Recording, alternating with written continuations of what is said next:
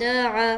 خا موٹے حروف ہے، یعنی کہ حروف مستعلیہ کے اندر آتا ہے خا، تو لہٰذا اس کو جب ادا کریں گے تو ہم موٹا کر کے ادا کریں گے، اور اس کے ساتھ الف لگ کر آ رہا ہے، تو جب بھی الف موٹے حرف کے ساتھ لگ کر آئے تو اسے بھی موٹا ادا کرنا ہے، جیسے کہ خا الف زبر خا، دال زبر دا، عین زبر ع، خادع.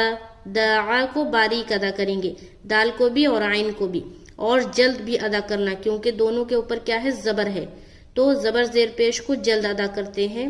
لیکن یہاں پر کیوں ہم کھینچ رہے، کیونکہ الف مدہ ہو رہا ہے. خا الف زبر خا، دع خادع. سمجھ آ رہی؟ اجرا کس طریقے سے کرنا ہے وہ دیکھیں.